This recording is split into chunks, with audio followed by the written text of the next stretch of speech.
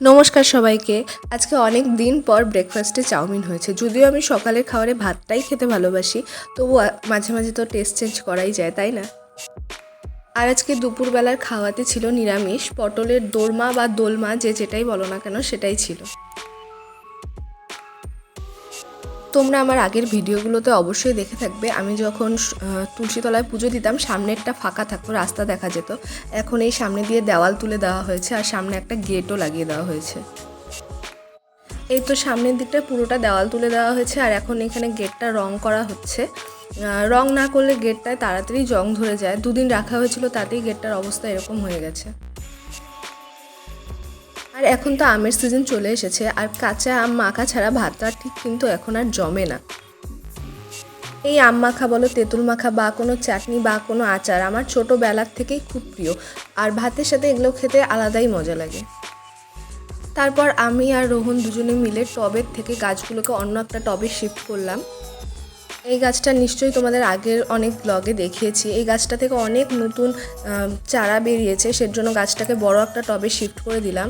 আর দেখো গাছটা কিছুতেই বেরোচ্ছে না। আমি ওকে বলছিলাম কিছু দিয়ে খুঁচিয়ে নিয়ে গাছটা বের করতে, কিন্তু ও সেটাতে রাজি হচ্ছিল না। আর শেষমেশ টবটাকে ভেঙে তারপরে বের করে রোহনও প্রচুর পরিমাণে চেষ্টা করছিল যাতে টবটা ভাঙতে না হয়, কারণ টবটা এত সুন্দর, কিন্তু এটা ছাড়া আর কোনো উপায় হচ্ছিল না। শেষমেশ ইট দিয়েও বাড়ি দিচ্ছিল যাতে টবটা থেকে গাছটা বেরিয়ে যায়, কিন্তু মাটি আলগা হলেও গাছটা বেরোচ্ছিল না। আর এই দেখো এই টবটাকে এখন কাটতে হচ্ছে। টবটার প্লাস্টিকটা অনেকটা মোটা, এই কাঁচি দিয়ে তো কাটা যাচ্ছেই না। অনেক কষ্ট করার পর গাছটা বেরিয়েছে আর এখন নতুন টবের মধ্যে মাটি দিচ্ছি দুজনে মিলে। আগের গাছটার থেকে যে মাটিগুলো বেরিয়েছে সেগুলোও দেবো, আর নতুন কিছু সার মেশানো মাটিও দেবো। আমরা অনেক ভয় ছিলাম যে গাছটা বাঁচবে কিনা, কারণ এর আগে আমরা একটা গাছ রিপোর্ট করেছিলাম, কিন্তু সেটা আর বাঁচেনি। ওর জন্য এবার প্রচণ্ড ভয় ছিলাম, কিন্তু গাছটা এবার ঠিকঠাক বেঁচে গেছে।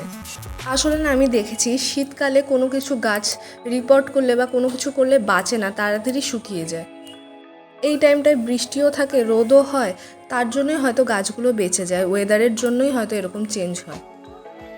একটা গাছ রিপোর্ট করা তো কমপ্লিট, এবার আর একটা গাছ রিপোর্ট করার পালা।